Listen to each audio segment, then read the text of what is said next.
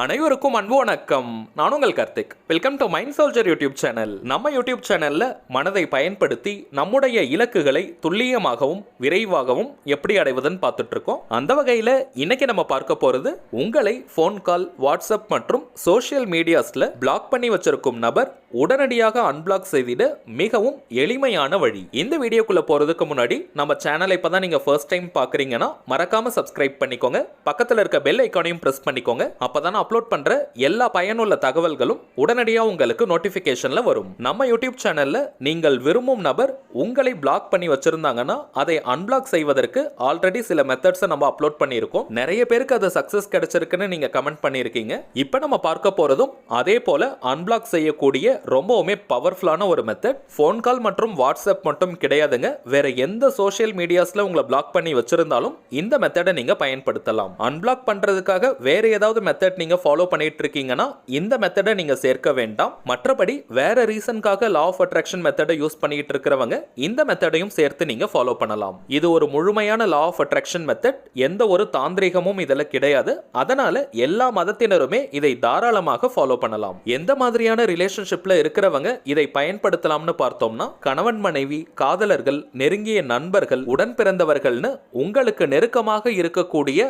அத்தனை உறவுகளுக்கும் இந்த மெத்தடை நீங்க யூஸ் பண்ணலாம். உங்களை ஒரு குறிப்பிட்ட நபர் பிளாக் பண்ணி வச்சிருக்காங்கன்னா கட்டாயமாக உங்க ரெண்டு பேருக்குள்ள ஆல்ரெடி ஒரு நல்ல ரிலேஷன்ஷிப் இருந்திருக்கும். சோ பிரிந்து வாழும் உறவுகள், பிரேக்கப் லவ்ல இருக்கிறவங்க, பிரிந்திருக்கும் நண்பர்கள்னு அனைவருமே இதை தாராளமாக பயன்படுத்தலாம். லா ஆஃப் அட்ராக்ஷன்ல இருக்கக்கூடிய ஸ்விட்ச் வேர்டை தான் இந்த மெத்தட்ல நம்ம யூஸ் பண்ணியிருக்கோம்.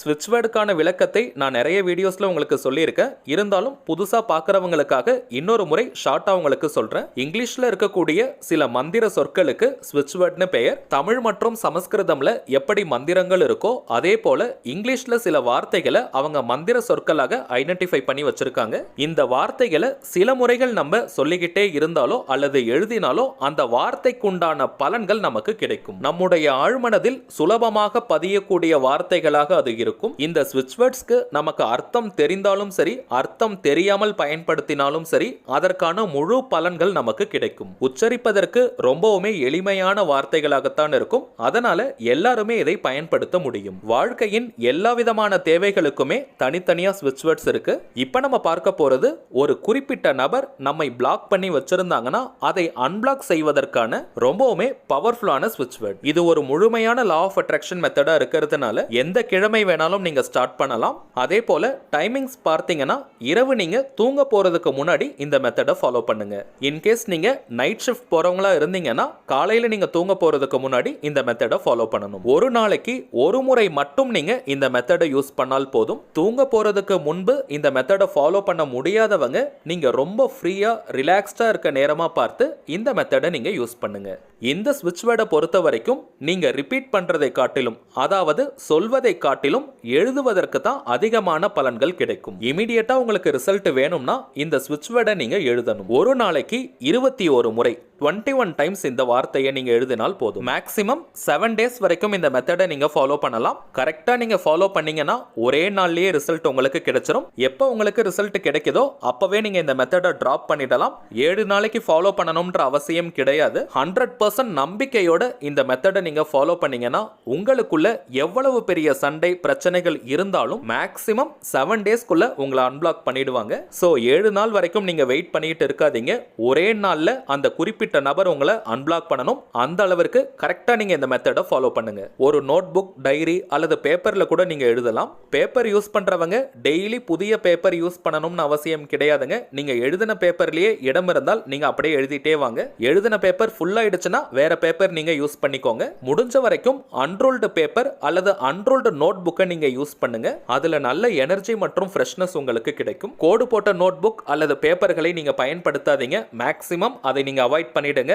கோடு போடாத பேப்பர்கள் கிடைக்காதவங்க மட்டும் அதை நீங்க யூஸ் பண்ணுங்க. அடுத்து ரொம்பவுமே முக்கியமான விஷயம், ரெட் கலர்ல மட்டும் தாங்க நீங்க எழுதணும். சிவப்பு நிறத்துல தான் எழுதணும். அது red colour pen, pencil, marker, ஸ்கெட்ச்னு எதை வேணாலும் நீங்க பயன்படுத்திக்கலாம். ஆனால் ரெட் கலர்ல மட்டும் தான் நீங்க எழுதணும். ரெட் கலர் எப்பவுமே கரெக்ஷனுக்காக பயன்படுத்தக்கூடியது. ஒரு சேஞ்சஸையோ அல்லது திருத்தத்தையோ கொண்டு வரக்கூடிய ஆற்றல் ரெட் கலருக்கு இருக்கு. சோ இந்த ஸ்விட்ச் வேர்டை எழுதுறதுக்கு ரெட் கலரை மட்டும் தான் நம்ம பயன்படுத்தணும். டைமிங்ஸ் திரும்பவும் சொல்றேங்க. பாருங்க, தூங்க போறதுக்கு முன்னாடி தான் ரொம்பவுமே பெஸ்டான ஒரு டைம். அந்த நேரத்தில் எழுத முடியாதவங்க மட்டும் நீங்க எந்த நேரத்தில் ரொம்ப அமைதியா ஃப்ரீயா இருப்பீங்களோ அந்த நேரத்தை நீங்க பயன்படுத்திக்கோங்க.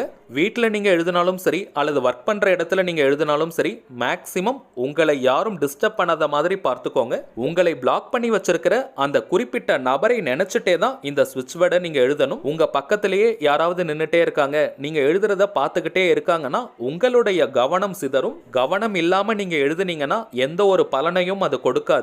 ஒரு மிஷன் மாதிரி நம்ம எழுதக்கூடாது.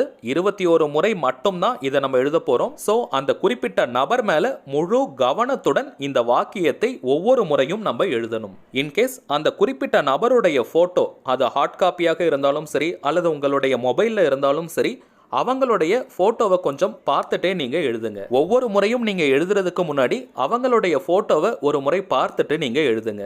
கவனம் ரொம்ப ரொம்ப முக்கியம். கவனம் போகும் இடத்துல தான் சக்தி பாயும். அடுத்த முக்கியமான விஷயம், ஒரு குறிப்பிட்ட நபர் நம்மளை பிளாக் பண்ணி வச்சிருக்காங்கன்னா அந்த இடத்துல கட்டாயமாக ஒரு பிரச்சனை இருக்கும். சோ அந்த பிரச்சனைகளை பத்தி நீங்க யோசிக்காதீங்க. அந்த குறிப்பிட்ட நபர் மேல கோபமோ வருத்தமோ அல்லது அவங்க உங்க கூட பேசணும்ன்ற ஏக்க உணர்வோ அல்லது பயமோ சந்தேகமோ இருக்க கூடாது.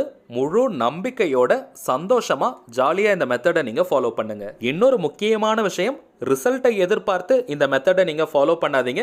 ஜஸ்ட் கடமையை செய், பலனை எதிர்பாராதேன்ற மாதிரி இந்த மெத்தட் ஃபாலோ பண்றது மட்டும்தான் நம்முடைய கடமை. பலன் இந்த பிரபஞ்சம் நமக்கு கொடுக்கும். சரி வாங்க, அந்த ஸ்விட்ச் வேர்ட் என்னன்றதை இப்ப நம்ம பார்க்கலாம். டிஸ்பிளேல கூட தெரியுது பாருங்க. Reach, name, absolve, restore, now, done. Reach, name, absolve, restore, now, done. உங்களுக்கு கிளியரா தெரியணும்ன்றதுக்காக 2 லைனா நான் ஸ்பிளிட் பண்ணி எழுதியிருக்கேன். நீங்க ஒரே லைன்ல இதை எழுதுங்க. இன்கேஸ் பேப்பர்ல இடம் பத்தலனா நீங்க 2 லைனா கூட ஸ்பிளிட் பண்ணி எழுதலாம். 21 முறை எண்ணிக்கை கரெக்டா இருக்கணும். அதனால நீங்க நம்பர்ஸ் போட்டுட்டு எழுதலாம். 1 2 3 போட்டுட்டு எழுதுங்க. இந்த ஸ்விட்ச் வேர்ட்ல நேம் இருக்கக்கூடிய இடத்திற்கு பதிலாக நீங்கள் விரும்பும் அந்த குறிப்பிட்ட நபருடைய பெயரை எழுதணும். யார் உங்களை அன்பிளாக் பண்ணணுமோ அவங்களுடைய பெயரை தான் நீங்க நேம் இருக்கக்கூடிய இடத்திற்கு பதிலாக எழுதணும். உதாரணத்திற்கு அவங்களுடைய பெயர் ராஜான்னு இருந்ததுன்னா ரீச், ராஜா, அப்சால்வ், ரெஸ்டோர், நவ், டன். அவங்க பெயர் ராணின்னு இருந்ததுன்னா ரீச், ராணி, அப்சால்வ், ரெஸ்டோர், நவ், டன். 21 முறை எழுதி முடிக்கணும்ன்றதுக்காக ரொம்ப வேகமா எழுதாதீங்க.